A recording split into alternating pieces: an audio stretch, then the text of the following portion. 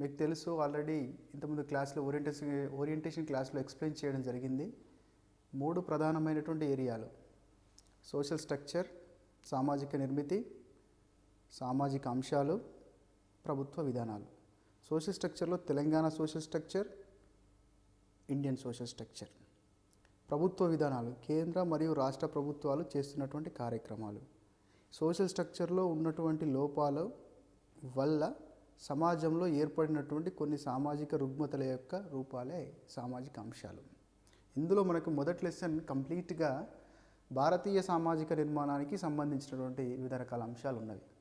అందులో మనకి కులం, కుటుంబం, వివాహం, బంధుత్వం, గిరిజనులు, మహిళ, మధ్యతరగతి వర్గం, చివరగా తెలంగాణ సమాజం యొక్క సామాజిక సాంస్కృతిక లక్షణాలను ఇవ్వడం జరిగింది. ఇక్కడ తెలంగాణ భారతీయ సమాజం యొక్క విశిష్ట లక్షణాలను అధ్యయనం చేస్తూ, అందుకు దోహదపడినటువంటి అంశాలను అధ్యయనం చేస్తూ, భారతీయ సామాజిక నిర్మాణంలో ఎలాంటి మార్పులు వస్తున్నాయి, ఆ మార్పులకు గల కారణాలేంటి దాన్ని అధ్యయనం చేస్తూ, చివరిలో తెలంగాణ సామాజిక నిర్మాణం భారతీయ సమాజంలో వైవిధ్యంగా ఎందుకుందో కూడా అధ్యయనం చేయాలి. ఇందులో మనకి ముందుగా ఉన్నటువంటి టాపిక్, ఇప్పుడు మనం ప్రారంభించబోయేటువంటి టాపిక్ ఏంటంటే salient features of Indian society. విశిష్టమైనటువంటి లక్షణాలు అంటున్నాడు. భారతీయ సమాజంలో ఉన్నటువంటి విశిష్టమైన లక్షణాలు. విశిష్టమైన లక్షణాలు అంటే అర్థం ఏంటంటే లిటరల్గా ఎక్కడ ప్రపంచంలో లేవు, ఇక్కడ మాత్రమే అవి ఉంటాయి, ఇక్కడ మాత్రమే కానవస్తాయి. ప్రపంచంలో ఏ సమాజంలో కూడా అవి కానరావు. కులం ప్రపంచంలో ఎక్కడ లేదు, జజ్మాని వ్యవస్థ ప్రపంచంలో ఎక్కడ లేదు, ఇన్ని రకాల ప్రజలు. మనం అరుణాచల్ ప్రదేశ్ లాంటి ప్రాంతానికి వెళ్తే ఒక రకమైన శారీరక నిర్మాణం ఉన్నవాళ్ళు, పంజాబ్ ప్రాంతానికి వెళ్తే ఒక రకమైనటువంటి శారీరక నిర్మాణం ఉన్నవాళ్ళు, దక్షిణ భారతదేశానికి వెళ్తే ఒక రకమైన శారీరక నిర్మాణం ఉన్నవాళ్ళు. అంటే ఇన్ని రకాల జాతులు కలగలిసినటువంటి సమాజం. అందుకే భారతదేశం జాతుల ప్రదర్శనశాల. ఇన్ని రకాల మతాలు, భారతదేశం మతాలకి పుట్టిల్లు, మతాలకి ప్రయోగశాల, ల్యాబ్ ఆఫ్ రిలీజియన్గా చెప్పుకుంటాం మనం. సో ఇన్ని రకాల మతాలు ఒకే దగ్గర ఇంత శాంతియుతంగా కలిసి ఉండేటువంటి సమాజం ప్రపంచంలో మనకు ఎక్కడ గోచరించదు. వీటితో పాటుగా ఈ టాపిక్ కింద మనం ముఖ్యంగా అర్థం చేసుకోవాల్సింది ఎలాంటి ప్రత్యేక లక్షణాలు భారతీయ సామాజిక నిర్మాణంలో ఉన్నాయి. రెండవది, ఇలాంటి ప్రత్యేక లక్షణాలు భారతీయ సమాజంలో ఉండడం వల్ల అవి సమాజానికి నిర్మాణాత్మకంగా దోహదం చేస్తున్నాయా లేదా? నిర్మాణాత్మకంగా దోహదం చేస్తే ఏ రూపంలో అవి నిర్మాణాత్మకంగా సమాజ అభ్యున్నతికి తోడ్పడుతున్నవి, లేదా నిర్మాణాత్మకంగా దోహదపడకుండా ఏమైనా సామాజిక సంఘర్షణలకు దారితీస్తుందా? ఒకవేళ సామాజిక సంఘర్షణలకు దారితీస్తే ఎలాంటి సామాజిక సంఘర్షణలకు దారితీస్తుంది? Single statement. భారతీయ సామాజిక నిర్మాణంలో ఉన్న విశిష్ట లక్షణాలు ఏంటి, ఎందుకు అట్లా విశిష్ట లక్షణాలు ఉన్నాయి, ఏమేమి విశిష్ట లక్షణాలు ఉన్నాయి, ఆ విశిష్ట లక్షణాలు రుణాత్మకమైన లక్షణాలు ఏంటి, ధనాత్మకమైన లక్షణాలు ఏంటి, వాటి యొక్క కాన్సిక్వెన్స్ ఏంటి. ఈ పాయింట్లు తెలుసుకుంటే ఈ టాపిక్ మనకి కంప్లీట్ అయిపోతుంది. వాస్తవంగా చెప్పాలంటే ఇది ఫస్ట్ యూనిట్కి సంబంధించిన మెయిన్ హెడ్డింగ్గా మనం చెప్పుకోవచ్చు. భారతీయ సమాజం యొక్క ముఖ్య లక్షణాలు, అందులో కులం, కుటుంబం, వివాహం, ఇవన్నీ కూడా సబ్ టాపిక్స్గా మనం పరిగణించవచ్చు. అయినప్పటికీ కూడా ఇందులో ఈ సిలబస్లో 5 యూనిట్లు ఉన్నప్పటికీ మొదటి యూనిట్ నుంచి కొంచెం ఎక్కువ ప్రశ్నలు వచ్చేటువంటి అవకాశం ఉంది కాబట్టి కొంచెం డెప్త్గా వెళ్ళాలి. రెండవది, మిగతా సిలబస్ లాగా చదవకుండా సమాజ శాస్త్ర పరిభాషలో మాత్రమే దీన్ని అధ్యయనం చేయాల్సి ఉంటుంది. ఇక్కడ టిపికల్ ఏంటంటే సమాజ శాస్త్రానికి సంబంధించిన దాన్ని చదివినప్పుడు చాలా ఈజీగా అనిపిస్తుంది, సమాధానాన్ని గుర్తించేటప్పుడు చాలా కష్టంగా అనిపిస్తుంది. 4 సమాధానాలు కవిస్తూ ఉంటాయి, 4 సమాధానాలు ఒకే రకంగా ఉంటాయి, దేన్ని పెట్టాలో అర్థం కాదు, సామ్యం ఎక్కువగా ఉంటుంది. దాని మీద సబ్జెక్ట్ మీద ఒక అవగాహన, పదజాలం మీద అవగాహన ఉన్నప్పుడు మాత్రమే నువ్వు సరైన సమాధానం పెట్టగలవు. కాబట్టి అభ్యర్థులు పదాన్ని పలికేటప్పుడు, ఆ పదాన్ని ఆ సందర్భానికి అన్వయించేటప్పుడు జాగ్రత్తగా వినాలి. రెండవది, ఆ పదం యొక్క తెలుగు పదము, తెలుగు ఉచ్చారణ, అలాగే ఆంగ్లంలో దాన్ని ఏమని పిలుస్తున్నాము, దాని రెండింటిని మనం గుర్తించాలి. ఫర్ ఎగ్జాంపుల్, ఈ క్రింది తెగల్లో పాలియాండ్రీని పాటించే తెగను గుర్తించండి అన్నాడు. బహుభర్తత్వం అనే పదం వాడలేదు, పాలియాండ్రీ. నీకు తెలుసు నీలగిరి తోడాల్లో పాలియాండ్రీ ఉంటుందని తెలుసు, హిమాలయ కాసాల్లో పాలియాండ్రీ ఉంటుందని తెలుసు, కానీ నీకు బహుభర్తత్వం మాత్రమే తెలుసు. నీలగిరి తోడాలో బహుభర్తత్వం అని తెలుసు, కానీ బహుభర్తత్వాన్ని పాలియాండ్రీ అని ఇంగ్లీష్లో అంటారన్న విషయం నీకు తెలియదు. అప్పుడు నువ్వు ప్రశ్నలు కోల్పోయే మార్కులు కోల్పోయే ఛాన్స్ ఉంటుంది. కాబట్టి ఖచ్చితంగా మీరు ముఖ్యమైనటువంటి పదజాలాన్ని తప్పకుండా ఇంగ్లీష్లో మరియు తెలుగులో ఖచ్చితంగా నేర్చుకోవాల్సిన అవసరం ఉంటుంది. అది పెద్దగా బర్డెన్ కూడా ఏం అవ్వదు. దానివల్ల ఇంకా అభ్యసనము చాలా సులువుగా అవుతుంది. Comes to the topic. మొదటి టాపిక్ భారత సమాజంలో ఉన్నటువంటి విశిష్ట లక్షణాలు. నేను చెప్పిన యూరి సంఘటన జరగగానే భారతదేశం అంతా స్పందించింది. ఏకత్వాన్ని మనం ప్రదర్శించినాం.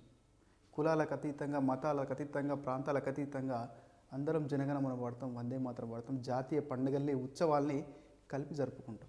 ఒకరి కల్చర్ వేరు, ఆహార విధానాలు వేరు, మత విధానాలు వేరు, ఆచార వ్యవహారాలు వేరు, కట్టుబాట్లు వేరు, వృత్తులు వేరు అయినప్పటికీ కూడా చాలా సందర్భాల్లో మనమందరం భారతీయులం అనేటువంటి సామాజికపరమైన, మానసికపరమైన, ఉద్వేగపరమైనటువంటి ఒక ఉమ్మడి లక్షణాన్ని, దేశ ప్రజల్లో ఉన్నటువంటి ఉమ్మడి లక్షణాన్ని మనం ఏకత్వం అంటాం. ఈ ఏకత్వం అనేది భారతదేశంలో రకరకాల వైవిధ్యత ఉన్నప్పటికీ కూడా చాలా సందర్భాల్లో ప్రపంచానికి భారతదేశం చాలా సందర్భాల్లో ఐక్యతని, ఏకత్వాన్ని చాటి చెప్పింది. సమాజంలో ఎక్కడ కూడా, ఏ సమాజంలో కూడా చాలా సమాజాలు ఏకరూపతను కలిగి ఉన్నాయి. అంటే ఒకే రకమైన మతం ఉండడం, లేదా ఒకే రకమైనటువంటి సాంప్రదాయాలు పాటించడం, ఒకే రకమైనటువంటి జీవన విధానాలను పాటించడం, ఇలా ఏకరూపత కలిగినటువంటి సమాజాల్లోనే సామాజిక సంఘర్షణలు విపరీతంగా వస్తూ ఉన్నాయి. అలాంటిది రకరకాల మతాలు, రకరకాల జీవన విధానాలు, రకరకాల సంస్కృతులు, రకరకాల ప్రాంతాలు ఉన్నటువంటి వ్యక్తుల్లో అంతకంటే తక్కువ కలిసిమెలిసి మనం జీవిస్తున్నాం. కారణం ఏంటంటే మేమందరం భారతీయులం అనేటువంటి ఒక ఉద్వేగపరమైన, మానసికపరమైన, సామాజికపరమైన భావన ప్రజల్లో ఉండడం. ఇది ఇంత వైవిధ్యం ఉన్నటువంటి ఈ సమాజాల్లో ఉన్నటువంటి ఏకత్వ లక్షణం. ఈ ఏకత్వానికి దారితీసినటువంటి పరిస్థితులు ఏంటి? జాతీయ పండుగలు, జాతీయ ఉత్సవాలు, రాజ్యాంగ పీఠికలో మనం పేర్కొన్నటువంటి సౌభ్రాతృత్వము అనేటువంటిది, ప్రాథమిక విధుల్లో భాగంగా జాతీయ ఉత్సవాల్ని, జాతీయ పండుగల్ని మనం గౌరవించాలనేటువంటి కొన్ని రాజ్యాంగపరమైన నిబంధనలు, అలాగే ప్రభుత్వం పాటిస్తున్నటువంటి సెక్యులర్ విధానాలు, ప్రభుత్వ సంస్థలు అందరి పౌరుల్ని తమ బిడ్డల్లాగా ఒకే రకంగా చూసుకోవడం, ఇలాంటి కొన్ని కారణాల వల్ల, ఇలాంటి కొన్ని అంశాల వల్ల మేమంతా భారతీయులం అనేటువంటి భావన కలిగి ఇంత వైవిధ్యంగా ఉన్నటువంటి సమాజంలో ఏకత్వం రావడానికి ఇతోధికంగా మనకి దోహదపడతా ఉన్నది. రెండోది, ఇక పక్కన ఏకత్వం, మరో పక్కన ప్రపంచంలో ఏ సమాజంలో లేనటువంటి చాలా ఉన్నతమైన స్థాయిలో హై డిగ్రీ ఆఫ్ డైవర్సిటీ మన భారతదేశంలో ఉంటుంది. ఇంతకుముందు ఏకత్వం గురించి మాట్లాడినాం. ఇప్పుడు మళ్ళీ ఎట్ ద సేమ్ టైం భారతదేశంలో ఏకత్వం ఉన్నప్పటికీ మళ్ళీ అందులో భిన్నత్వం, వైవిధ్యత క్లియర్గా మనకు అవపడుతూ ఉంటుంది. ఆ వైవిధ్యత జాతిపరంగా ఉంటుంది, మతపరంగా వైవిధ్యత ఉన్నది, ప్రాంతం పరంగా వైవిధ్యత ఉన్నది, నివాసం పరంగా వైవిధ్యత ఉన్నది, భాషాపరంగా వైవిధ్యత ఉన్నది, ఆవాసం పరంగా వైవిధ్యత ఉన్నది, ఆదాయం పరంగా వైవిధ్యత ఉన్నది. చిన్న ఎగ్జాంపుల్ మనకి చెప్తాను. ప్రతి కులానికి ఒక దేవుడు ఉంటాడు హిందూ సామాజిక వ్యవస్థలో. అట్లనే అందరికి గెలుపు కుమ్మడిగా దేవుడు ఉంటాడు. బాలాజీ, వెంకన్న అందరూ మనం వెళ్తాం, వేములవాడ రాసిన దగ్గరికి అందరికి వెళ్తాం. మళ్ళీ యాదవులను తీసుకుంటే ఒక ప్రత్యేకమైన దేవుడు, వైశ్యాసుని తీసుకుంటే ఒక ప్రత్యేకమైనటువంటి దేవుడు, బ్రాహ్మణ్ తీసుకుంటే ఒక మళ్ళీ ప్రత్యేకమైన దేవుడు, గౌడ్స్ని తీసుకుంటే మళ్ళీ ప్రత్యేకమైనటువంటి దేవుడు. ఇక్కడ కూడా ఏంటంటే ఒక్కొక్కరికి ఒక్కొక్క రకమైనటువంటి వైవిధ్యత ఉన్నప్పటికీ కూడా కొన్ని విషయాల దగ్గరికి వచ్చేసరికి మేమంతా ఒక్కటే. అలాగే భారతదేశంలో అందరి సంస్కృతి కూడా కలిపి భారతీయ సంస్కృతి అనేటువంటి భావనల కారణంగా ఈ వైవిధ్యతను తలదన్ని ఏకత్వాన్ని తీసుకొని వచ్చింది. అయినప్పటికీ రకరకాల వైవిధ్యతలు భారతదేశంలో ఉన్నాయి. మనకి సుమారు 1652 డయలెక్ట్స్, అంటే మాండలికాలు అనగా భాష ఉచ్చారణ ఉంటుంది కానీ లిపి ఉండదు. 1652 మాండలికాలతో కూడినటువంటి భాషలు మన దగ్గర ఉన్నాయి.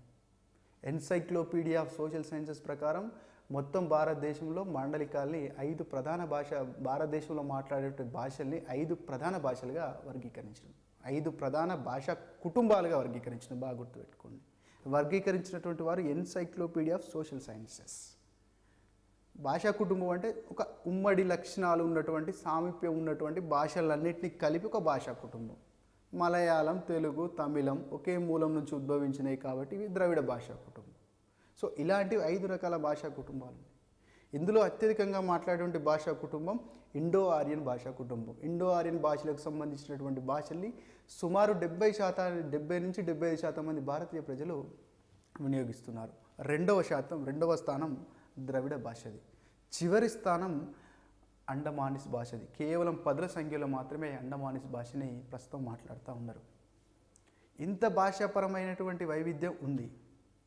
ఏంటిది ఈ లింగ్విస్టిక్ డైవర్సిటీ ఇండియన్ సొసైటీకి పాజిటివ్ కంట్రిబ్యూషన్ చేసిందా, నెగిటివ్ కంట్రిబ్యూషన్ చేసిందా? ఈ రెండు పాయింట్ ఆఫ్ వ్యూలో మనకు చాలా ఇంపార్టెంట్. మనం చూసినాం హిందీ వ్యతిరేక ఉద్యమం తమిళనాడు రాష్ట్రంలో వచ్చింది. అలాగే భాషకు మరియు ప్రాంతానికి మధ్య ఉన్నటువంటి అంటే ప్రాంతీయం, నా ప్రాంతం అనేటువంటి ఒక సెంటిమెంటు, నా భాష అనేటువంటి సెంటిమెంట్, ఇవి రెండు చాలా దగ్గరగా ఉంటాయి. మీకు తెలుసు భాషా ప్రయుక్త రాష్ట్రాల ఏర్పాటు అంటే ఇక్కడ ఇంటిగ్రిటీ, నేషనల్ ఇంటిగ్రిటీ అనేటువంటి పెద్ద పదం కాకుండా చిన్న చిన్న రాష్ట్రాలు కావాలి, నా ప్రాంతము, నా భాష అనేది వివిధ భాషలు మాట్లాడుకునే వారి మధ్య కూడా కొన్నిసార్లు అంతర్రాష్ట్ర గొడవలుగా జరిగేటువంటి సంఘటన జరిగింది. దీనికి విరుగుడుగానే త్రిభాషా సూత్రాన్ని మన విద్యా విధానంలో అనుకూలంగా పెట్టినారు. అయినప్పటికీ రాజ్యాంగబద్ధంగా భాషల్ని గుర్తించి ప్రాథమిక భాషలకి అంటే ఆయా ప్రాంతాల్లో ఉన్నటువంటి స్థానిక భాషల్లో ప్రాథమిక విద్యాభ్యాసం జరపడం వల్ల మారుమూల ప్రాంతాల్లో నుంచి కూడా మానవ వనరుల్ని మనం కోల్పోకుండా పొందగలుగుతున్నాం. అలా కాకుండా కేవలం హిందీ, ఇంగ్లీష్ మాత్రమే పెట్టేస్తే ప్రాథమిక భాష తెలిసినటువంటి వాళ్ళు, గ్రామీణ ప్రాంతాల్లో చదువుకున్నటువంటి వాళ్ళు పై స్థాయికి ఎదగలేరు. త్రిభాషా సూత్రం యొక్క వ్యూహం అదే. సో ఈ భాషాపరమైన వైవిధ్యం. రెండో పాయింట్ వైవిధ్యంలో ఇంకొక పాయింట్ని చూసుకున్నట్టయితే ఆవాసపరమైనటువంటి వైవిధ్యం. ఆవాసం అంటే జనాలు ఎక్కడ నివసిస్తూ ఉన్నారు. భారతదేశంలో మనం చూసినట్టయితే ప్రధానంగా 3 రకాల ఆవాసాలు: గ్రామీణ ఆవాసాలు, పట్టణ ఆవాసాలు, గిరిజన ఆవాసాలు. 3 రకాల ఆవాసాల్లో ఎక్కువ ప్రజలు గ్రామీణ ఆవాసాలు, ఎక్కువగా భారతీయ సమాజం అనేది గ్రామీణ ఆవాసాలతో నిర్మితమైంది సుమారు 70% వరకు. ఎందుకు ఇది చెప్తున్నానంటే ఎగ్జామ్లో ఈ క్రింది వానిలో గ్రామీణ సముదాయం లక్షణం కానిదేది, ఈ క్రింది వానిలో పట్టణ సముదాయం లక్షణం కానిదేది. గ్రామీణ సముదాయాన్ని, పట్టణ సముదాయాన్ని మరియు గిరిజన సముదాయాన్ని డిఫరెన్షియేషన్ చేయగలిగినప్పుడే మాత్రమే అలాంటి సమాధానాలను పెట్టగలుగుతాం. ముఖ్యంగా గ్రామీణ సముదాయ లక్షణాలు మనం చూసుకున్నట్టయితే డెన్సిటీ తక్కువగా ఉంటుంది, రైట్.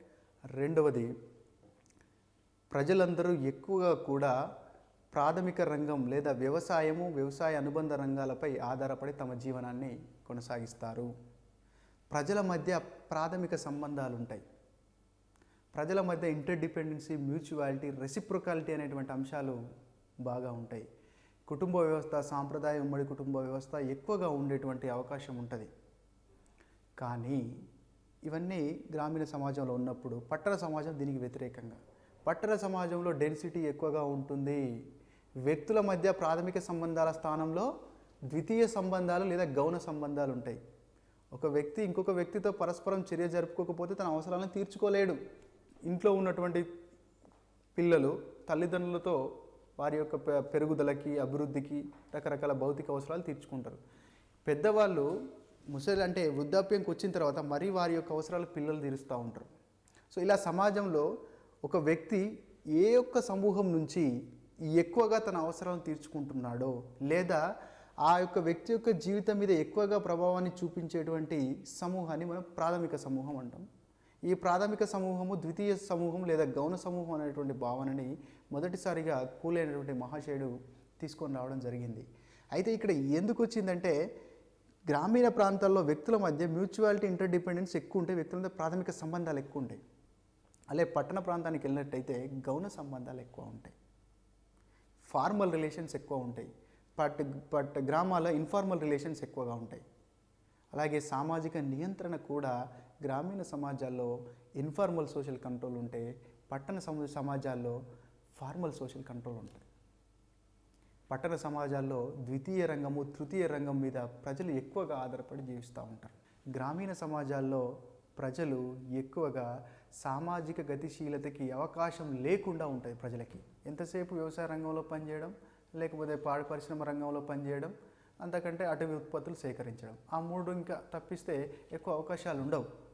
అదే పట్టణానికి వెళ్ళినప్పుడు ఒక వ్యక్తి ఇంతకుముందే మనం ఓరియంటేషన్లో చెప్పుకున్నట్టుగా ఒక దినసరి కూలీగా ఎంటర్ అయినాడు, డిస్టెన్స్ ఎడ్యుకేషన్లో చదువుకున్నాడు, సాయంత్రం రోజంతా పనిచేస్తూ డిగ్రీ కంప్లీట్ చేసినాడు, పీజీ కంప్లీట్ చేసినాడు, తద్వారా ఒక మేనేజర్ స్థాయికి, డిప్యూటీ మేనేజర్ స్థాయికి లేదా సూపర్వైజర్ స్థాయికి వెళ్ళిపోయినాడు. అదే గ్రామంలో ఉంటే అతడికి విద్యా అవకాశం లేదు, వెంటనే ఉద్యోగాన్ని మారే అవకాశం లేదు. అతని నైపుణ్యానికి సరి అయినటువంటి అతని విద్యకు సరి అయినటువంటి ఉద్యోగాన్ని అందించేటువంటి వాతావరణం లేదు. కాబట్టి మనకు తెలుసు సామాజిక గతిశీలత అంటే మీకు తెలుసు, ఒక వ్యక్తి తనకున్నటువంటి ప్రస్తుత హోదా నుంచి ఉన్నతమైన హోదాని లేదా తన పాత్రను వదిలి ఇంకొక పాత్రకి వెళ్ళినప్పుడు దాన్ని మనం సామాజిక హోదా అంటాం. ప్రస్తుతం ఈ స్థాయిలో ఉన్నటువంటి వ్యక్తి చదువుకొని బాగా ఈ స్థాయికి వెళ్ళిపోయినాడు. దీన్ని ఊర్ధ్వముఖ గతిశీలత లేదా విషమస్తరీయ గతిశీలత అంటే ఇది కింది స్తరంలో ఉన్నటువంటి వ్యక్తి పై స్థరానికి వెళ్ళాడు, విషమస్తరీయ గతిశీలత. సో దీన్ని అంటే ఇక్కడ వ్యక్తి సామాజికంగా, ఆర్థికంగా, సాంస్కృతికంగా ముందటికి వెళ్ళడానికి కావలసినటువంటి మౌలిక సౌకర్యాలు, అవకాశాలు పట్టణ సమాజంలో ఉంటాయి. దీన్ని మనం అర్థం చేసుకుంటే ఈజీగా మనం ఆన్సర్ పెట్టవచ్చు. ఈ క్రింది వాళ్ళలో సామాజిక గతిశీలతకి అత్యధికంగా అవకాశం ఉన్నటువంటి సముదాయ రూపమేది? సముదాయ రకమన్నా సముదాయ రూపమన్నా ఒకటే. దీన్నే ఇంగ్లీష్లో forms of communities, which of the following is not a form of community అని అలాంటి క్వశ్చన్స్ అడిగే అవకాశం ఉంటాయి. సముదాయ రూపం అనగానే మీరు కన్ఫ్యూజ్ కావడానికి అవకాశం ఎట్టి పరిస్థితుల్లో మీరు ఇవ్వకండి. సముదాయ రూపం అన్న సముదాయ రకం అన్న ఒకటి. కాబట్టి పట్టణ సముదాయాల్లో సామాజిక గతిశీలతకి అత్యధిక అవకాశం, గ్రామీణ సముదాయాల్లో సామాజిక గతిశీలతకి తక్కువ అవకాశం. ఈ రెండు ఇలా పక్కన పెట్టేస్తే ప్రత్యేకమైనటువంటి కమ్యూనిటీ, యూనిక్ కమ్యూనిటీ అది ట్రైబల్ కమ్యూనిటీ. భౌగోళికంగా ఏకాంతంగా ఉండడం, అలాగే క్లోజ్డ్ లక్షణాన్ని కలిగి ఉండడం. క్లోజ్డ్ అంటే వాళ్ళలోకి ఎవరిని ఎంటర్ కానివ్వరు, వాళ్ళు ఎవరిలో కలవరు. సామాజికంగా ప్రత్యేకతను కలిగి ఉంటారు, సాంస్కృతికంగా ప్రత్యేకతను కలిగి ఉంటారు, భౌగోళికంగా కొండ ప్రాంతాల్లో కలిగి ఉంటారు. ఎక్కువగా వాళ్ళ యొక్క జీవన భృతి, మనం పట్టణ సముదాయాల్లో జీవన భృతి ఏం చెప్పినాము? Secondary sector, tertiary sector. అలాగే గ్రామీణ ప్రాంతాల్లో మనం ఏం చెప్పుకున్నాము? ప్రైమరీ సెక్టార్ మీద, అగ్రికల్చర్ మీద చెప్పుకున్నాం. అలాగే గిరిజన ప్రాంతాలకు సంబంధించి వాళ్ళ యొక్క జీవన భృతి ఎక్కువగా అటవీ ఉత్పత్తుల మీద వాళ్ళు ఆధారపడి జీవనాన్ని కొనసాగిస్తారు. కొన్ని ప్రాంతాల్లో పోడు వ్యవసాయాన్ని చేస్తారు. అలాగే మన గ్రామాల్లో, పట్టణాలు కనుక చూసుకున్నట్టయితే గ్రామాల్లో చాలామంది కులాల వాళ్ళు కలిసి ఉంటారు, చాలామంది మతాల వాళ్ళు కలిసి ఉంటారు. పట్టణాల్లో చాలామంది మతాల వాళ్ళు, కులాల వాళ్ళు కలిసి ఉంటారు. కానీ తెగల్లో, గిరిజనుల్లో ఎక్కువగా ఒక ప్రాంతంలో, ఒక తండాలో లేదా ఒక చెంచుపెంటలో ఎక్కువగా ఒకే తెగకు సంబంధించిన సభ్యులు మాత్రమే కలిసి ఉండేటువంటి అవకాశం ఉంటుంది. ఒకే ప్రాంతంలో చెంచులు, రెడ్డిలు, కొండరెడ్లు, కోలంలు, తోటీలు, నాయకపోళ్ళు కలిసి జీవించలేరు. ఒక 10 గుడిసెలు కలిసి ఒక ప్రాంతంలో ఉంటాయి. దాని ఒక చెంచులు అయితే చెంచుపెంట అని పిలుచుకుంటారు, కోయ వాళ్ళైతే కోయ గూడెం అని పిలుచుకుంటారు, బంజారాలు అయితే తండాలని పిలుచుకుంటారు. అక్కడ వాళ్ళని మాత్రమే చూస్తాం, 1-2 ఫ్యామిలీలు లెక్క కాదు. కానీ గ్రామీణ సముదాయాలు, పట్టణ సముదాయాలతో పోల్చి చూసినప్పుడు వాళ్ళ ఆవాసంలో డైవర్సిటీ అనేది ఒకే రకమైన తెగ మాత్రం ఒక దగ్గర నివసించి ఉంటుంది. పోడు వ్యవసాయం మీద ఆధారపడి ఉంటారు. తర్వాత స్పెషల్ యూనిక్ కల్చర్ని కలిగి ఉంటారు. అటవీ ఉత్పత్తుల మీద ఆధారపడి ఉంటారు. ట్రెడిషనల్ పంచాయతీలను మాత్రమే ఆధారంగా చేసుకొని వాళ్ళలో ఉన్నటువంటి లిటిగేషన్ తీర్చుకుంటూ ఉంటారు. ఇలాంటి 3 లక్షణాలతో కూడినటువంటి సముదాయము అంటే ఇలా వైవిధ్యపరం అంటే ఒక పక్కన మెట్రోపాలిటన్ సిటీస్, మరో పక్కన చెంచుపెంటలు. కంప్లీట్ తేడా మనకి. ముంబైని ఒక పక్కన మహబూబ్ నగర్లో ఉన్నటువంటి చెంచుపెంటలు. ఇలా 2 రకాలైనటువంటి డిఫరెంట్ వైవిధ్యతను కలిగి ఉన్నటువంటి ఆవాస ప్రాంతాలు మనకి ఇక్కడ మాత్రమే కనిపిస్తూ ఉంటాయి. సో ఈ వైవిధ్యత వల్ల భారతదేశ సమాజానికి అంటే ఈ ఆవాసపరమైన వైవిధ్యత వల్ల భారతదేశ సమాజానికి కలిగినటువంటి తోడ్పాటు ఏంటి? బ్రిటిష్ కాలంలో జనాభా లెక్కల అధికారి అయినటువంటి హెర్బర్ట్ రిస్లే గారు మొట్టమొదటిసారిగా భారతదేశంలో ఉన్నటువంటి జనాభాని శాస్త్రీయ పద్ధతిలో వర్గీకరించినారు. 7 రకాలుగా వర్గీకరించినారు. ఇక్కడ స్టూడెంట్స్ మీరు ఏంటంటే సోషల్ స్ట్రక్చర్లో ఎంతవరకు వెళ్ళాలో అంతవరకు వెళ్ళాలి. ఎక్కువ వెళ్తే ఏమైందంటే మీ సమయం వృధా అవుతుంది, మీరు నాలెడ్జ్ని పెంచుకోగలుగుతారు. కానీ మీరు రాస్తుంది ఆంథ్రోపాలజీ ఎగ్జామ్ కాదు. ఇక్కడ మనం చదువుతున్న టాపిక్ ఏంటి? భారతదేశంలో సమాజంలో ఉన్నటువంటి విశిష్ట లక్షణాలు. అందులో ఒక విశిష్ట లక్షణం ఏంటి? ఇక్కడ వైవిధ్యత, భిన్నత్వం అధికంగా ఉంది. అందులో ఉన్నటువంటి సబ్ టాపిక్ ఏంటి? జాతిపరమైన భిన్నత్వం ఎక్కువగా ఉంది. అందులో ఎవరు ఎన్ని రకాల జాతులు అని చెప్పినారు, ఏ జాతి వారు ఎక్కువ ఉన్నారు అంతవరకు తెలుసుకుంటే సరిపోతుంది. ఇలా కాకుండా మన జాతుల గురించి మాట్లాడినప్పుడు సాధారణంగా కొంత విద్యార్థులకు డౌట్ వస్తుంది. బ్రాకీసెవల్స్ అంటే ఎవరు, మెడిటేరియన్స్ అంటే ఎవరు, వాళ్ళ శరీర నిర్మాణం ఎలా ఉంటుంది, అంతవరకు అవసరం లేదు. మీరు బాగా గుర్తుపెట్టుకోండి, భారతదేశాన్ని మొట్టమొదటిసారిగా శాస్త్రీయ పద్ధతిలో వర్గీకరించినటువంటి శాస్త్రవేత్త రిస్లే. ఇతను 7 రకాలుగా వర్గీకరించినాడు. అయితే ఇందులో మనకు ముఖ్యమైనది ఏంటంటే భారతీయ సమాజంలో అత్యధికంగా ఉన్నటువంటి జాతులు ఎవరు? ఇండో ఆరియన్స్. భారతదేశంలో అత్యల్పంగా ఉన్నటువంటి జాతులు ఎవరు? Andamanese are నిగ్రిటోస్. వాళ్ళు పీవీటీజీలు, పర్టికులర్ వల్నరబుల్ ట్రైబల్ గ్రూప్స్, అంటే త్వరలో అంతరించిపోవడానికి సిద్ధంగా ఉన్నటువంటి తెగలు పీవీటీజీలు.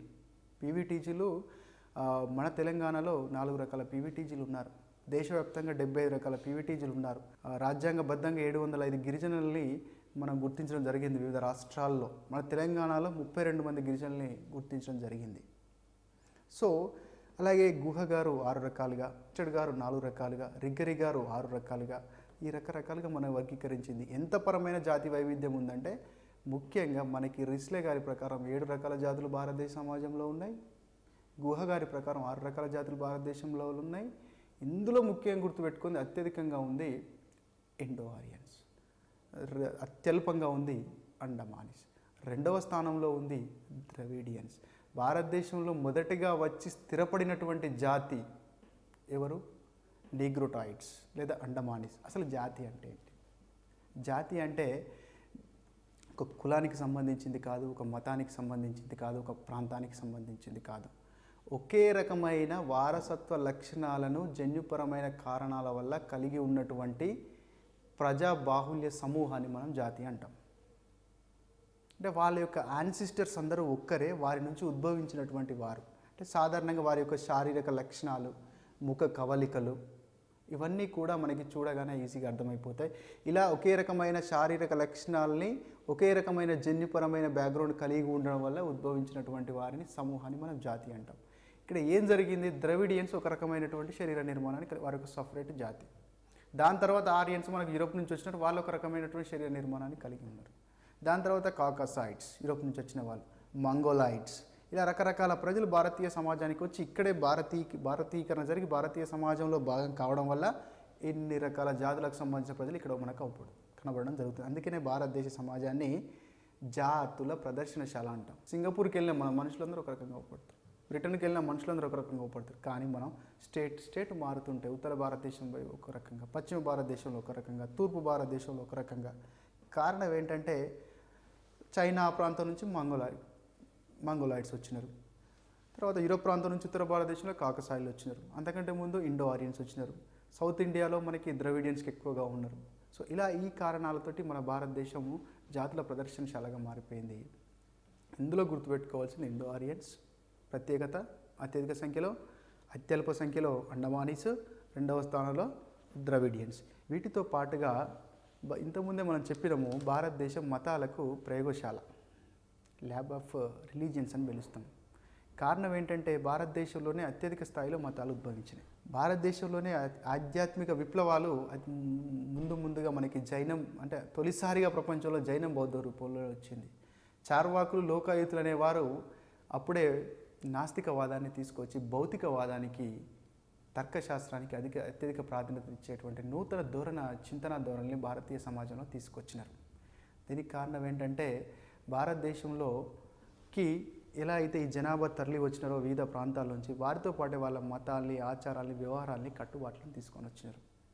అందువల్ల ఇక్కడ మత ప్రచారము జరిగి ఆ మతాన్ని అనుసరించేటువంటి వారి జనాభా కాలక్రమంలో పెరిగి ప్రస్తుతము రకరకాల మతాలు అనుసరించేటువంటి వారి జనాభా మనకి ఉండి చివరికి మన సెక్యులరిజం, అంటే అన్ని మతాల వారు కూడా భారతీయులు అనేటువంటి భావనని కలిగిస్తూ భారతదేశాన్ని సంక్షేమ రాజ్యంగా మార్చే క్రమంలో అందరూ కూడా భారతమాత బిడ్డలు అనేటువంటి కాన్సెప్ట్ తోటి తీసుకొని రావడం జరిగింది. ఇంత భాషాపరమైన, మతపరమైనటువంటి వైవిధ్యం ప్రపంచంలో ఎక్కడా లేదు. సో ఈ భాషాపరమైన వైవిధ్యం ఉండడం వల్ల ఇండియన్ సొసైటీ మీద వచ్చినటువంటి నెగిటివ్ ఇంపాక్ట్ ఏమైందంటే, స్థానిక భాషలు అనేటువంటి నెగిటివ్ కాన్సెప్ట్ తోటి ప్రాంతీయతత్వం అనేటువంటి భావన బలపడడానికి ఒక అవకాశం దొరికింది. అలాగే మతపరమైనటువంటి అంటే వైవిధ్యం ఉండడం వల్ల భిన్న సంస్కృతులకు, భిన్న ఆలోచన ధోరణులకు సంబంధించినటువంటి 2 జీవన విధానాలకు సంబంధించిన వ్యక్తులు పక్కపక్కనే జీవించడం వల్ల కొన్ని సందర్భాల్లో స్వార్థ రాజకీయాల వల్ల, ఇతర కారణాల వల్ల వారి మధ్య కొందరు శక్తులు ప్రవేశించి మత కల్లోలాలు, మత సంఘర్షణలు తీసుకొని రావడం జరుగుతున్నది. ఆ శక్తులు ఇంటర్నల్ శక్తులే కావచ్చు, ఎక్స్టర్నల్ శక్తులే కావచ్చు. Politics, caste in Indian politics అనే గ్రంథంలో రజనీష్ కొఠారి గారు చెప్తారు, మతత్వాన్ని 6 రకాలుగా వర్గీకరించినప్పుడు కూడా ఊమెన్ గారు చెప్తారు, ఇక్కడ మత విశ్వాసాలు మతతత్వంగా మార్చబడతాయి, కుల విశ్వాసాలు, కులం అనేటువంటి భావన కులతత్వంగా మార్చబడతాయి. దీనికి కారణం ఏంటంటే స్వార్థం. అది పొలిటికల్ పాయింట్ ఆఫ్ వ్యూ ఉండొచ్చు, లేకపోతే ఒక real estate point of view ఉండొచ్చు, లేదా ఒక అధికారంలో ఉన్నటువంటి పార్టీని బలహీనపరిచేటువంటి విషయంలో ఉండొచ్చు. ఏ రకమైన ఒక ప్రయోజనం, స్వార్థపరమైన ప్రయోజనం కోసం శాంతియుతంగా సహజీవనం చేస్తున్న రెండు మతాల మధ్య చిచ్చు పెట్టేటువంటి అవకాశము కొందరు స్వార్థపరులకు ఈజీగా చిక్కేటువంటి అవకాశం దక్కింది.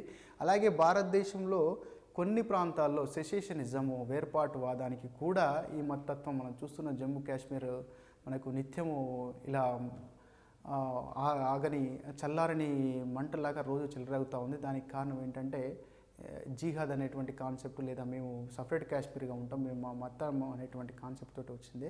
అలాగే సాంస్కృతిక పరమైనటువంటి భిన్నత్వం. మనకి కల్చర్ని ప్రధానంగా రెండు రకాలుగా చెప్పుకుంటాం. మెటీరియల్ కల్చరు, రెండవది నాన్ మెటీరియల్ కల్చర్. మనం చూస్తాం ఉత్తర భారతదేశంలో తినేటువంటి ఆహారపు అలవాట్లు వేరు, దక్షిణ భారతదేశంలో చేసిన ఆహారపు అలవాట్లు వేరు. గిరిజనులు చేసేటువంటి నృత్యాలు పండుగలు వేరు, గుజరాత్లో చేసేటువంటి నృత్యాలు పండుగలు వేరు, దక్షిణ భారతదేశంలో చేసేటువంటి పండుగలు వేరు. ఒక్కొక్క ప్రాంతంలో ఒక్కొక్క రకమైన ఒకే పండుగని ఒక్కొక్క ప్రాంతంలో ఒక్కొక్క రకంగా మనం జరుపుకుంటాము.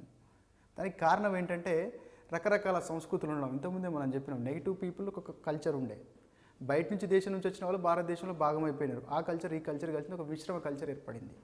సో ఇలా అందరూ హిందువులే, కానీ అందరూ ఇస్లాంకి సంబంధించిన వాళ్ళే, అందరూ క్రిస్టియానిటీకి సంబంధించిన వాళ్ళే, కానీ ఎమాంగ్ సింగిల్ రిలీజియన్లో కూడా రకరకాల జీవన విధానాలు, రకరకాల సంస్కృతులు. ఒక రైతున్నాడు, ఆ రైతుకు నాగలి అవసరం పడింది. అక్కడ ఉన్నటువంటి వడ్రంగి వచ్చి నాగలిని చెక్కిస్తాడు, బండి తయారు చేసి ఇస్తాడు. అలాగే ఆ గ్రామంలో ఉన్నటువంటి కమ్మరి ఆయనకు కావలసిన పలుగు, పార లాంటివన్నీ చేసిస్తాడు. అలాగే ఆ గ్రామంలో ఉన్నటువంటి క్షురకుడు అతనికి కావాల్సినటువంటి క్షౌర సేవలు చేస్తూ ఉంటాడు. గ్రామంలో ఉన్నటువంటి రజకుడు అతనికి కావాల్సిన సేవలు చేస్తూ ఉంటాడు. అలాగే మన కాకతీయాస్ కింద పెట్టినటువంటి చెరువులను సంరక్షించేందుకు నీటిపారుదల కోసం నీరడి వ్యవస్థ అనేటువంటి ఒక వ్యవస్థను తీసుకొని రావడం జరిగింది. ఆ నీరడి ఆ రైతుకు సంబంధించిన పొలానికి వాటర్ కట్టేసి డబ్బులు అంటే ఇక్కడ రైతు పంటను పండించడం కోసం కావలసినటువంటి సహాయ సహకారాలనే గ్రామంలో ఉన్నటువంటి ఇతర కులాల వాళ్ళు వివిధ రూపాల్లో అందిస్తూ ఉన్నారు. మరి ఇక్కడ రైతు డబ్బులు చెల్లిస్తూ ఉన్నాడా? చెల్లించట్లేదు. అతనికి పంట వచ్చిన తర్వాత అతని పంటలో కొంత భాగాన్ని క్షురకుడికి, కొంత భాగాన్ని వడ్రంగికి, కొంత భాగాన్ని ఇతర అతనికి సహాయపడినటువంటి వ్యక్తులకి ఇస్తున్నారు. ఇక్కడ ఈ కొన్ని కులాల వాళ్ళు తమ యొక్క వృత్తులని గ్రామంలో ఉన్నటువంటి ఉత్పత్తిదారులకు అందిస్తూ దానికి ప్రతిఫలంగా ఆ ఉత్పత్తిదారులు లేదా వ్యవసాయదారుని దగ్గర నుంచి తమ జీవనోపాధికి సంబంధించిన ధాన్యాన్ని తీసుకుంటూ ఉన్నారు. ఇక్కడ డబ్బుకు పని లేదు. కేవలం ఒక కులానికి, రెండవ కులానికి, లేదా కొన్ని కులాలకు మిగతా కులాలకు మధ్య సేవల పరమైనటువంటి వినిమయం. అంటే భారతీయ గ్రామీణ సమాజంలో వివిధ కులాల మధ్య సేవల పరమైనటువంటి వినిమయాన్నే మనం జడ్జిమాని వ్యవస్థ అని పిలుస్తాం. ఈ జడ్జిమాని వ్యవస్థ భారతదేశంలో ప్రత్యేకమైంది. జడ్జిమాని వ్యవస్థల ముఖ్య లక్షణాలు ఏంటంటే ఇది కేవలము ఒక కులానికి మరొక కులానికి సంబంధించినటువంటి వ్యవస్థనే కాకుండా ఇది ఒక కుటుంబానికి మరి ఒక కుటుంబానికి మధ్య గల సంబంధం అని హరాల్డ్ గౌల్డ్ అనేటువంటి సామాజికవేత్త చెప్పడం జరిగింది. మనం కొంచెం గమనించినట్లయితే గ్రామీణ ప్రాంత విద్యార్థులు ఈజీగా అర్థం చేసుకుంటారు. ఫర్ ఎగ్జాంపుల్ ఎక్స్ అనేటువంటి రైతు ఉన్నాడు, రామయ్య అనేటువంటి రైతు ఉన్నాడు. అతనికి సోమయ్య అనేటువంటి వడ్రంగి కావలసినటువంటి పరికరాలు అందిస్తూ ఉన్నాడు. రామయ్య కొడుకు రాజు ఇప్పుడు వ్యవసాయం చేస్తూ ఉన్నాడు. సోమయ్య కొడుకు భీమయ్య ఇప్పుడు వడ్రంగి పని చేస్తూ ఉన్నాడు. ఇప్పుడు భీమయ్యకు తర్వాత రామయ్య కొడుకు సోమయ్యకి అండర్స్టాండింగ్ లేదు.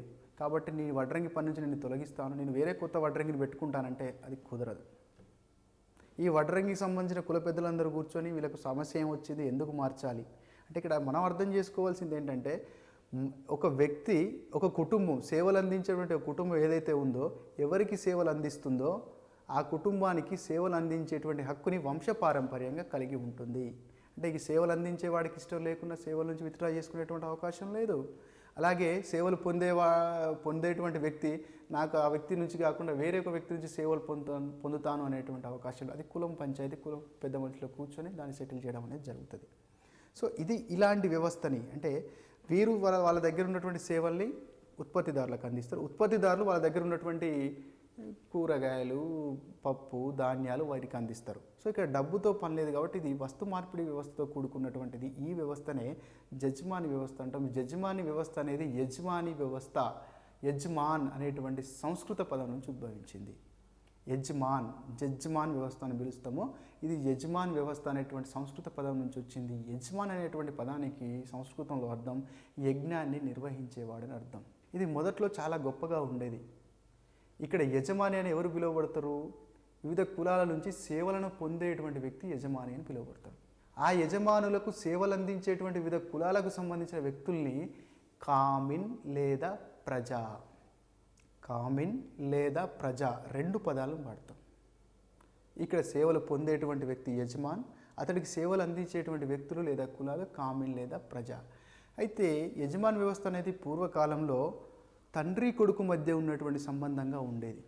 సేవలు పొందేటువంటి యజమాని ఒక తండ్రిలాగా వ్యవహరిస్తూ సేవలు అందిస్తున్నటువంటి వివిధ కులాల వాళ్ళని కొడుకులాగా ఆదరించేవాడు. కానీ ఆ వ్యవస్థ క్రమంగా దిగజారిపోయి ఈ యొక్క సేవలు అందించే వారి సేవలకు సరైన ప్రతిఫలం పొందలేక, సామాజిక గతిశీలతకు నోచుకోలేక, ఎందుకు సామాజిక గతిశీలతకు నోచుకోలేకపోతున్నారు? కుమ్మరి కొడుకు కుమ్మరిగానే ఉంటున్నాడు, వడ్రంగి కొడుకు వడ్రంగినే సేవలు అందిస్తూ ఉన్నాడు. కేవలం వృత్తిపరమైన అంటే వంశపారంపర్యంగా వచ్చేటువంటి వృత్తిని మాత్రమే నేర్చుకుంటున్నారు. కానీ వాళ్ళ వృత్తి మారట్లేదు, ఆ వృత్తి కుల వృత్తి దాటి బయటికి వెళ్ళట్లేదు. సో దీనివల్ల ఏమైందంటే భూస్వాములుగా ఉన్నారు, రైతులుగానే ఉన్నారు, సేవలు అందిస్తూ బతికేటువంటి జనాలు సేవలు అందిస్తూ బతికేటువంటి జనాలుగానే మిగిలిపోయారు. సో ఇలాంటి వ్యవస్థ యజమాని వ్యవస్థ అనేది భారతదేశంలోనే ప్రత్యేకం. ఇది ఎప్పటి వరకు కొనసాగిందంటే బ్రిటిషర్స్ భారతదేశంకి వచ్చి పారిశ్రామికీకరణ ప్రారంభించి పట్టణాల్లో వారు స్థాపించినటువంటి పరిశ్రమల్లో పనిచేయడానికి కావలసినటువంటి సిబ్బంది అవసరం అయ్యేసరికి అప్పుడు గ్రామీణ భారతంలో ఈ యజమాని వ్యవస్థ అనేటువంటి చక్రబంధంలో ఇరుక్కున్నటువంటి ప్రజలు సామాజిక గతిశీలత కోసం, ఉన్నతమైన జీవనం కోసం ఈ వృత్తిని వదిలిపెట్టి కులంతో సంబంధం లేని పారిశ్రామిక వృత్తుల్ని మనం తీసుకున్నాం. యజమాని వ్యవస్థలో ఒక వ్యక్తి ఉపాధి పొందాలంటే ఖచ్చితంగా అతడు కుల వృత్తిని చేయాల్సిందే. కమ్మరి పని, వడ్రంగి పని లాగా. అదే ఒక ఇండస్ట్రీలో మేనేజర్గా పనిచేయాలంటే అది కులవృత్తికి సంబంధించింది. అది ఎవరికి నైపుణ్యం ఉంటే, ఎవరికి అవకాశం ఉంటే, ఎవరు ఎక్కువగా చదువుకొని ఉంటే, ఎవరికి అర్హతలు ఉంటే వారికి ఉద్యోగం వస్తుంది. అంటే ఇక్కడ పారిశ్రామికీకరణ అనేది సంప్రదాయ యజమాని వ్యవస్థని విచ్ఛిన్నం చేసి యజమాని వ్యవస్థలో ఇరుక్కుపోయినటువంటి రకరకాల వృత్తికారులకు ఒక ఆశాకిరణం లాగా నూతన వెలుగుల్ని అందిస్తూ సామాజిక గతిశీలతను పొందడానికి అవకాశం ఇవ్వడం వల్ల ఈ యజమాని వ్యవస్థ అనేది పారిశ్రామికీకరణ వల్ల, బ్రిటిష్ పరిపాలన వల్ల చాలా బలహీనమైంది. అలాగే మనకు స్వతంత్రం వచ్చిన తర్వాత భూ సంస్కరణలు తీసుకురావడం వల్ల, భూమి లేనటువంటి నిరుపేదలకి భూమి రావడం వల్ల వాళ్ళకు గిట్టుబాటు కానటువంటి యజమాని సేవల నుంచి బయటకు వచ్చి వారు వ్యవసాయం చేసుకోవడం. సో ఈ కారణాల వల్ల మనకి యజమాని వ్యవస్థ అనేది చాలా వరకు క్షీణ దశలో ఉంది. సో ఇలాంటి వ్యవస్థ, కులాల మధ్య ఉన్నటువంటి సేవల వినిమయం అనబడేటువంటి యజమాని వ్యవస్థ భారతదేశంలోనే ప్రత్యేకం. దీని నుంచి ఇంతకుముందు మనకు చాలాసార్లు క్వశ్చన్స్ అడగడం జరిగింది. CDPO 2013లోను, అంతకుముందు సోషియాలజీ ఆప్షనల్గా ఉన్నప్పుడు గ్రూప్ 2లోను, సివిల్స్ సోషియాలజీ పాయింట్ ఆఫ్ వ్యూలో కూడా కొన్ని క్వశ్చన్ పేపర్ని మనం పరిశీలించినట్టయితే, నెట్ సోషియాలజీ పేపర్ని పరిశీలించినప్పుడు కూడా the word common is related to, common అనేటువంటి పదం దేనికి సంబంధించింది? ఈ ప్రాచీన భారతదేశంలో గల కులాల మధ్య ఉన్నటువంటి సేవల వినిమయాన్ని మనం ఏమని పిలుస్తాము? యజమాని వ్యవస్థని అంతం కావడానికి దోహదపడిన కారణాలేంటి? పారిశ్రామికీకరణ, ఆధునిక విద్య, బ్రిటిష్ పాలన, భూ సంస్కరణలు అన్ని కారణం. ఆధునిక విద్య నేర్చుకోవడం వల్ల వృత్తిపరమైనటువంటి వాటి నుంచి బయటకు వచ్చినాడు. బ్రిటిష్ పరిపాలన వల్ల ఏమైంది? పారిశ్రామికీకరణ వచ్చింది. పారిశ్రామికీకరణ వల్ల నూతన వృత్తులు వచ్చినాయి, కొత్త జీవన ఉపాధి మార్గాలు వచ్చినాయి. ఇండస్ట్రీ లేనప్పుడు, నూతన ఉపాధి మార్గాలు లేనప్పుడు ఏమైనది? కంపల్సరీగా తప్పకుండా ఇష్టం ఉన్నా లేనప్పటికీ కూడా తన యొక్క సాంప్రదాయ వృత్తిలో భాగమయ్యేటువంటి సందర్భం ఉండే. పరిశ్రమలు వచ్చినాయి, సిటీకి పోతున్నారు, రకరకాల ఉద్యోగాలు దొరుకుతూ ఉన్నాయి. నాకు గిట్టుబాటుగానే ఎందుకు నేను చేయాలి? సంవత్సరం అంతా అతనికి నేను క్షవరం చేస్తే నాకు చివరికి ఎంతో ఇస్తున్నాడు. సంవత్సరం అంతా ఆయనకి కుండలు అందిస్తే చివరికి ఆయన ఇష్టం ఉన్నంత ఇస్తున్నాడు, నేను అడిగినంత ఇవ్వట్లేదు. సో ఇలాంటి కారణాల వల్ల, అంటే పారిశ్రామికీకరణ, బ్రిటిష్ పరిపాలన వల్ల కొత్త స్కోప్ రావడం, భూ సంస్కరణల వల్ల వ్యవసాయం చేసుకునేటువంటి అవకాశం నిరుపేదలకు రావడం, సో ఇలాంటి కారణాల వల్ల యజమాని వ్యవస్థ అంతరించింది. యజమాని వ్యవస్థ గ్రామీణ సమాజంలో ఒక సోషల్ సాలిడారిటీని డెవలప్ చేసింది. రకరకాల కులాల మధ్య మనం చూస్తాం. ఎవరైనా ఒకరింట్లో ఫంక్షన్ అయినప్పుడు బంధువులతో పాటు అతడికి సేవలు అందించేటువంటి అన్ని కులాలు, అతనికి సేవలు అందించిన మంగల్ని, అతనికి సేవలు అందించేటువంటి చాకల్ని, అతడికి మామూలుగా గ్రామాల్లో తీసుకునేటువంటి సురాపానీయాన్ని అందించేటువంటి, అంటే కళ్ళును అందించేటువంటి, టుడ్డీ వాటర్ని అందించేటువంటి ఒక గౌడుని, సో అతడికి కుండలు అందించేటువంటి కుమ్మరిని మర్యాదకి, అంటే నా ఇంట్లో ఫంక్షన్ అవుతుంది, మీరు నాకు సేవలు అందిస్తున్న, మీరు రండి. అలాగే ఈ సేవలు అందించేటువంటి కులాలకు సంబంధించిన వ్యక్తులు ఇంట్లో అకస్మాత్తుగా ఏదైనా అవసరం పడినప్పుడు, ఒక 50,000 లక్ష రూపాయలు ఖర్చు అయినప్పుడు, లేదా ఇంట్లో ఏదైనా ఒక క్రైసిస్ వచ్చినప్పుడు, పూర్వకాలంలో జజమాని వ్యవస్థలో యజమాని అనేవాడు ముందుకు వచ్చి ఆ కుటుంబాన్ని ఆదుకునేవాడు ఒక తండ్రిలాగా. కానీ భూస్వామ్య వ్యవస్థ బలమైన తర్వాత ఆ వ్యవస్థ బలహీనమైపోయి అది నెగిటివ్ పాయింట్ ఆఫ్ వ్యూలో మనకి చాలా ఇంపాక్ట్ భారతీయ సమాజంలో చూపెట్టింది. దీనివల్ల ఏమైందంటే సంపద అయితే ఎవరి చేతిలో ఉంది, వారి చేతిలో మాత్రమే ఉంది. గిట్టుబాటు లేక ఈ సాంప్రదాయ వృత్తుల అనుసరించేటువంటి వారు అలానే ఉన్నారు. వాళ్ళకి సామాజిక గతిశీలతకి అవకాశం లేకుండా పోయింది. ఇక్కడ కులము కుల వృత్తులు కలిసి ఉంటాయి కాబట్టి, జజమాని వ్యవస్థలో కుల వృత్తులే ప్రధాన ఆధారం కాబట్టి, జజమాని వ్యవస్థ డైరెక్ట్గా ఇండైరెక్ట్గా కుల వ్యవస్థని బలోపేతం చేయడానికి దోహదపడింది. ముఖ్యమైనటువంటి భారతీయ సమాజం యొక్క లక్షణం, విశిష్ట లక్షణం ఉమ్మడి కుటుంబ వ్యవస్థ. ఉమ్మడి కుటుంబ వ్యవస్థ, ఇంకా చెప్పాలంటే సంప్రదాయ ఉమ్మడి కుటుంబ వ్యవస్థ. సంప్రదాయ ఉమ్మడి కుటుంబ వ్యవస్థ అంటే ప్రపంచం అంతా మరి కుటుంబాలు లేవా? ఎందుకు భారతదేశ కుటుంబం ఎందుకు ప్రత్యేకమైంది? ఇంతకుముందు క్లాస్లో చెప్పినట్టుగానే మనిషి పైనుంచి ఊడిపడాడు. మనిషి ఎలా వస్తాడు? ఒక కుటుంబంలో ఉద్భవిస్తాడు. ఆ కుటుంబం ఎలా వచ్చింది? ఆ కుటుంబం వివాహం అనేటువంటి సామాజిక అంగీకారం, సామాజిక ఆమోదాన్ని కలిగి స్త్రీ మరియు పురుషుడు కొన్ని ధర్మాలను నిర్వర్తించడానికి కుటుంబాన్ని ఏర్పాటు చేసుకోవడం వల్ల వ్యక్తి జన్మిస్తాడు. ఆ వ్యక్తిని సమాజంలోకి ఇంట్రడ్యూస్ అయినటువంటి కుటుంబం అనేది ఒక ప్రాథమిక సమూహంగా ఆ వ్యక్తికి మనం భావిస్తాం. ఆ కుటుంబమే వ్యక్తి యొక్క సామాజీకరణలో కీలక పాత్ర వహిస్తుంది. ఇక్కడ సామాజీకరణ అంటే మీరు అర్థం చేసుకోవాల్సింది ఏంటంటే, ఒక ఎనిమల్ ఇన్స్టింక్ట్ తోటి, సిగ్మండ్ ఫ్రాయిడ్ భాషలో చెప్పాలంటే పుట్టినటువంటి పిల్లాడికి ఎనిమల్ ఇన్స్టింక్ట్సే ఉంటాయి. అరిస్టాటిల్ భాషలో చెప్పాలంటే పుట్టినటువంటి పిల్లవాడు ఏమీ రాయబడని నల్లబల్ల లాంటి వాడు. ఇక్కడ మన సమాజంలోకి వచ్చిన తర్వాత నీది ఈ కులము, నీది ఈ మతము, నువ్వు ఇలాంటి విధానాన్ని పాటించాలి, ఇలాంటి డ్రెస్సింగ్ని పాటించాలి, ఇలాంటి ఫుడ్ తినాలని ఆ నల్లబల్ల మీద మనం రాస్తున్నాం. అంటే పుట్టినటువంటి పిల్లవాడు కేవలం బయాలజికల్ ఆర్గానిజం, అంటే ఏడవడం, నవ్వడం లాంటి సహజాతాలు మాత్రమే ఉన్నటువంటి వ్యక్తి. వాడికి సమాజంలో ఉన్నటువంటి విషయాల్ని మనం ఇంజెక్ట్ చేస్తున్నాము. అది గుడ్డా బేడా, మంచి విషయాలు చెప్తున్నామా, చెడు విషయాలు చెప్తున్నాం, అది పక్కన పెడితే, అంటే ఒక కేవలం బయాలజికల్ ఇన్స్టింక్ట్గా పుట్టినటువంటి వ్యక్తికి సమాజంలో ఉన్నటువంటి కల్చరు, జీవన విధానాలు, ఈ బంధుత్వాలు, ఈ ఆచరణలు, ఇవన్నీ చెప్తూ వాడిని సమాజంలో ఒక మనిషిగా అడ్జస్ట్ కావడానికి కావాల్సిన కెపాసిటీస్ డెవలప్ చేస్తున్నాం కదా. ఈ యొక్క ప్రక్రియనే మనం సామాజీకరణ అంటాం. అంటే వ్యక్తిని సమాజంలోకి పరిచయం చేయడానికి కావాల్సినటువంటి ప్రధానటువంటి సంస్థ ఏంటంటే కుటుంబం. అంటే వ్యక్తి కుటుంబంలో ఆర్గనైజ్ అవుతాడు. కుటుంబాలు కలిసి సముదాయాలు, కుటుంబాలు కలిసి కులాలు, లేదా కుటుంబాలు కలిసి ఒక సమూహాలుగా, ఈ సమూహాలన్నీ కలిసి ఒక సమాజంగా ఆర్గనైజ్ అవుతారు. ఇక్కడ ఏంటంటే భారతీయ సమాజం ఇంత దృఢంగా ఉండడానికి, భారతీయ సమాజం ప్రపంచమంతా కూడా ఆదర్శంగా తీసుకోవడానికి ప్రధాన కారణం ఏంటంటే సాంప్రదాయ ఉమ్మడి కుటుంబాలు.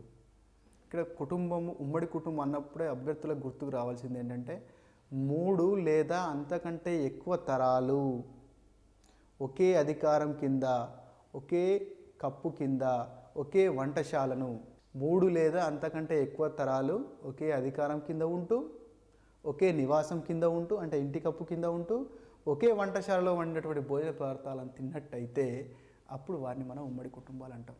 సరే, ఉమ్మడి కుటుంబాలు కూడా చాలా రకాలుగా వర్గీకరించినాడు. జిమ్మర్మెన్ 3 రకాలుగా వర్గీకరించినాడు. ఐసి దేశాయ్ 5 రకాలుగా వర్గీకరించినాడు. వివాహాన్ని బట్టి, నివాసాన్ని బట్టి, అధికారాన్ని బట్టి, వంశానుక్రమాన్ని బట్టి కూడా కుటుంబాన్ని మనం రకరకాలుగా వర్గీకరించవచ్చు. ఇక్కడ మనం మాట్లాడుకునే పాయింట్ ఏంటంటే భారతీయ సమాజం విశిష్టంగా మారడానికి కూడా దోహదపడింది కుటుంబం. సాంప్రదాయ ఉమ్మడి కుటుంబంగా మనం చెప్పుకోవచ్చు.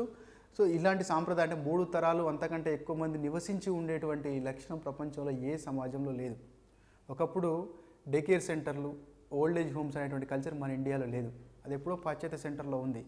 ఇప్పుడు కూడా ఉమ్మడి కుటుంబాలు విచ్ఛిన్నమైపోయి న్యూక్లియర్ కుటుంబాలు వచ్చి వృద్ధులకు ఓల్డ్ ఏజ్ హోమ్స్, చిన్నపిల్లలకి డే కేర్ సెంటర్లు.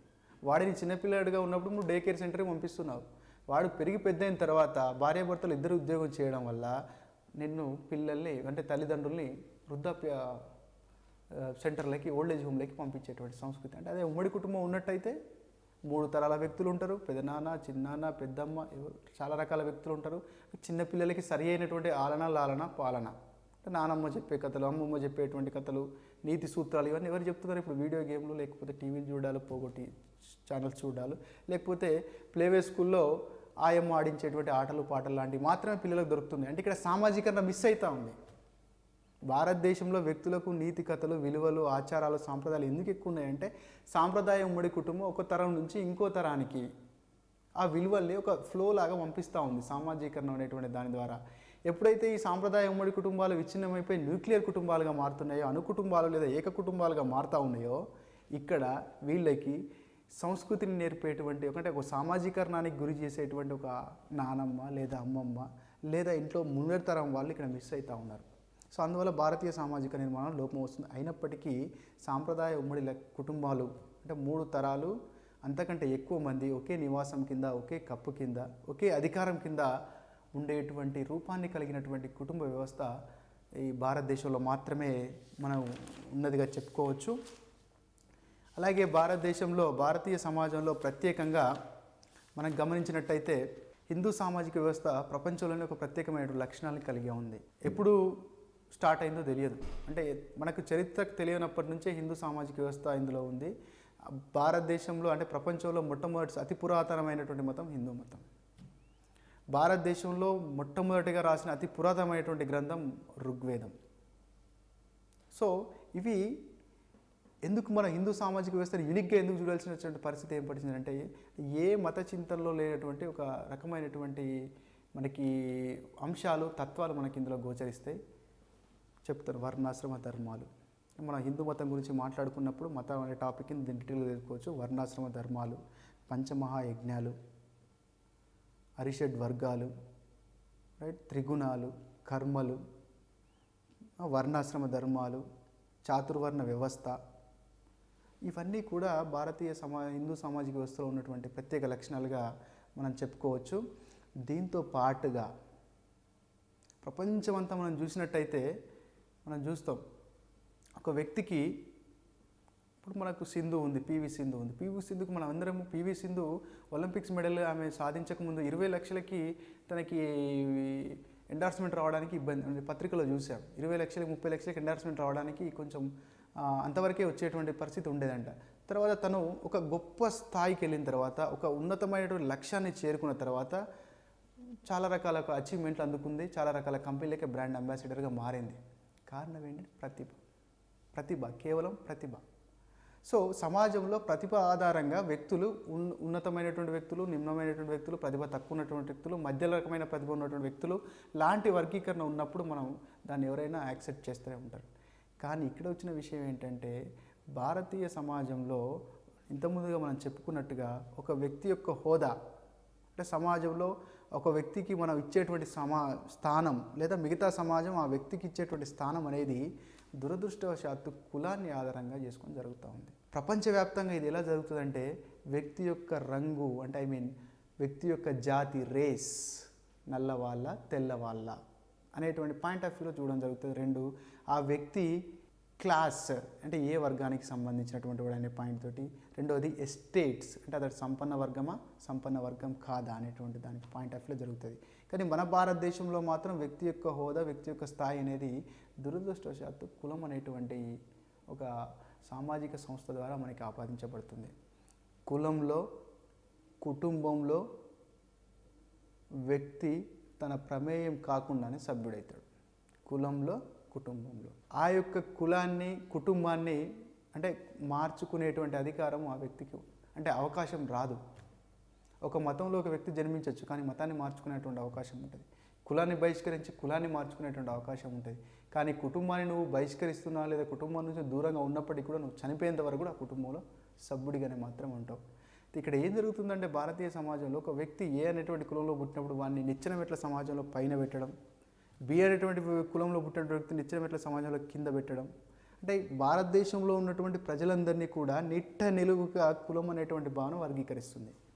నిట్ట నిలువుగా ఎందుకు వర్గీకరిస్తుందని చెప్తున్నా అంటే నలుగురిని ఇక్కడొకరిని పెట్టినప్పుడు సమాంతరంగానే వర్గీకరించారు. ఇందులో ఎవరు ఎక్కువ మనం చెప్పలేము. అలా కాకుండా కొంతమంది పైన కూర్చోబెట్టి, కొంతమంది మధ్యలో కూర్చోబెట్టి, ఇంకొంతమంది కింద కూర్చోబెట్టడం. అంటే కొంతమందికి ఎక్కువ ప్రియారిటీ ఇవ్వడం. ఎక్స్వైస్ ఏబీసీ అనేటువంటి క్యాస్ట్ వాళ్ళు ఉన్నత వర్గానికి సంబంధించిన వాళ్ళకి ఎక్కువ సోషల్ కల్చరల్ ఇంపార్టెన్స్ ఇవ్వడం. సమాజంలో ఉన్నటువంటి ఉత్పత్తి మీడియంస్ అన్నీ కూడా వాళ్ళ చేతిలో పెట్టడం. రెండవది మధ్యతరగతి కులాలని, మూడవది నిమ్న కులాలని, ఇంకా అంటరాని కులాలని. అంటే మొత్తం భారతీయులను మొత్తం చిన్న పీసులుగా విడగొట్టేసి వారిని ఒక్కొక్క రకమైనటువంటి స్థానాల్లో, ఒకటి ఉన్నత స్థానంలో, ఒకటి మధ్య స్థానం, ఒకటి నిమ్న స్థానంలో పెట్టేటువంటి దీన్నే మనం సామాజిక స్థరీకరణ అంటాం. అంటే సమాజాన్ని పొరలుగా విడగొట్టడం, స్థరీకరించడం. స్థరాలంటే పొరలు, సోషల్ స్ట్రాటిఫికేషన్. ఈ స్థరాలుగా విరగించే అంటే ప్రపంచమంతా కూడా డబ్బును బట్టి, ఎస్టేట్లను బట్టి, క్లాసును బట్టి, రేసును బట్టి సామాజిక స్థరీకరణ ఉంటే, భారతదేశంలో మాత్రం కులాన్ని బట్టి సామాజిక స్థరీకరణ ఉంది. ఇది భారతదేశం యొక్క సమాజంలో ఉన్నటువంటి ప్రత్యేక లక్షణం. భారతదేశ సమాజం యొక్క form of social stratification in India. Which of the following is form of social stratification in India? భారతదేశంలో సామాజిక స్థరీకరణకు ప్రధాన రూపం ఏంటి? కులం. ఎందుకు అట్లా చేసిందంటే కులానికి సంబంధించినటువంటి కొన్ని దురాచారాలు, కులతత్వము, దురాచారాలు, అంటరానితనము. సో ఇలాంటి కాన్సెప్ట్స్ వల్ల కొన్ని కులాల వారిని దూరంగా పెట్టి, సమాజానికి దూరంగా పెట్టి, ఆర్థిక కార్యక్రమాలకు దూరంగా పెట్టి, సాంస్కృతిక కార్యక్రమాలకు దూరం పెట్టి తరతరాలుగా వారిని సామాజికంగా, ఆర్థికంగా అనగదొక్కినాం. సరే, స్వాతంత్రం వచ్చిన తర్వాత, సామాజిక సంస్కరణ ఉద్యమాలు వచ్చిన తర్వాత కొద్ది వరకు మార్పు జరిగింది. ఇంకా మార్పు జరగాల్సిన అవసరం ఉంది. అయినప్పటికీ కూడా ఈ కులరూప సామాజిక స్థరీకరణ అనేది కూడా భారతదేశంలో మనకి ప్రత్యేక లక్షణంగా మనం చెప్పుకోవడానికి అవకాశంగా ఉంది. సో ఇలా మనకి భారతీయ సమాజం ఎందుకు ప్రత్యేకంగా విశిష్ట లక్షణాలను కలిగి ఉందంటే, ఒకటి వైవిధ్యత ఉంది, అంటే భిన్నత్వం ఉంది, ఏకత్వం ఉంది. భిన్నత్వం, ఏకత్వం పక్కపక్కన ఉన్నప్పటికీ కూడా భిన్నత్వంలో కూడా ఏకత్వము కనబడుతుంది. అంటే జాతీయ పండుగలు లాంటివి ఏకత్వానికి దోహదం చేస్తూ ఉన్నాయి. ఈ భిన్నత్వంలో రకరకాల భిన్నత్వాలు, భాషాపరమైన భిన్నత్వము, ప్రాంతీయపరమైన భిన్నత్వము, భౌగోళికపరమైన భిన్నత్వము, వనరుల లభ్యత విషయంలో భిన్నత్వము, సో జాతిపరమైనటువంటి భిన్నత్వము, ఆవాసపరమైనటువంటి భిన్నత్వం ఉంది, కులరూప సామాజిక స్థరీకరణ ఉంది, జజమాని వ్యవస్థ ఉంది. సో సంప్రదాయ ఉమ్మడి కుటుంబాలు ఉన్నాయి. వీటితో పాటుగా అంటే ఇప్పుడు మనం డిస్కస్ చేసినటువంటి పాయింట్లో జజమాని వ్యవస్థ అనగానే కామన్, ప్రజా, inter caste relations, inter family relations, so barter method, industrialisation దీని మీద ఎఫెక్ట్ చూపెట్టింది. భాషాపరమైన వైద్యం అనగానే జాతిపరమైన వైద్యం, రిస్లే, గుహ, ఇక్స్టెడ్, రిగ్గర్. సో ఇలా వాటికి సంబంధించిన ఏ కోణంలో మనం ప్రశ్నలు అడిగినా కానీ, అప్లికేషన్ వేరియంట్లో అడిగినా, అయితే ఇక్కడ మనకి ఎక్కువ అడిగేటువంటి ఛాన్స్ ఎలా ఉన్నాయంటే, భారతదేశంలో సామాజిక స్థరీకరణకు ప్రధాన రూపం ఏంటి, సామాజిక గతిశీలతకు అత్యధికంగా అవకాశం ఉన్నటువంటి సముదాయం ఏది, ఈ క్రింది వాళ్ళ గ్రామీణ సముదాయం లక్షణం కానిది ఏది, ఈ క్రింది వాళ్ళ పట్టణ సముదాయం యొక్క లక్షణాన్ని గుర్తించండి, ఈ క్రింది వాళ్ళ గిరిజన సముదాయ లక్షణాన్ని గుర్తించండి. సామాజిక అంటే విషమస్తరీయ గతిశీలత అనగానేమి, సమస్తరీయ గతిశీలత అనగానేమి, ఈ క్రింది వాళ్ళ సామాజిక గతిశీలత సాధనం కానిదేది, విద్య ద్వారా నైపుణ్యం నేర్చడం, ఇవన్నీ కూడా సామాజిక గతిశీలకు దోహదపడే అంశాలు. వ్యక్తి యొక్క సామాజీకరణలో ప్రధాన పాత్ర వహించేది, ఈ క్రింది వాళ్ళలో వ్యక్తి యొక్క సామాజీకరణలో ప్రధాన పాత్ర వహించేది. ఏ కుటుంబం, బి టీచర్స్ అంటే ఉపాధ్యాయులు, సి స్నేహితులు, డి మీడియా. ఒక వ్యక్తిని సమాజంలో విషయాలు నేర్చుకుంటూ సమాజంలో తాను కూడా భాగంగా మారడానికి దోహదపడే అంశాలు ఏంటి? అధికంగా దోహదపడే అంశాలు: 1 కుటుంబం, 2 మీడియా, 3 ఫ్రెండ్స్, 4 ఉపాధ్యాయులు. వీళ్ళందరూ కూడా వాడికి దోహదపడతారు. ఇలా మనం పేపర్ చదవడం వల్ల చాలా సామాజిక విషయాలు నేర్చుకుంటాం. స్కూల్కి వెళ్ళడం, కాలేజీకి వెళ్ళడం వల్ల చాలా విషయాలు నేర్చుకుంటాం. స్కూల్కి వెళ్ళి కాలేజీకి వెళ్తాంతో పాటు అబ్జర్వేషనల్ లెర్నింగ్ అనేటువంటి మెకానిజం ద్వారా బండూరా గారు చెప్పినట్టుగా 90% విషయాలు మనం నేర్చుకుంటాం. అలాగే పీర్ గ్రూప్ ద్వారా నేర్చుకుంటాం, టీచర్స్ ద్వారా నేర్చుకుంటాం, కుటుంబం కూడా నేర్పుతుంది. కాబట్టి ఈ 4 సామ్యంగా ఉన్నాయి, కానీ అత్యధికంగా వ్యక్తిని సామాజీకరణానికి గురి చేసేది మాత్రం కుటుంబం. కాబట్టి అక్కడ ఆన్సర్ కుటుంబం అవుతుంది.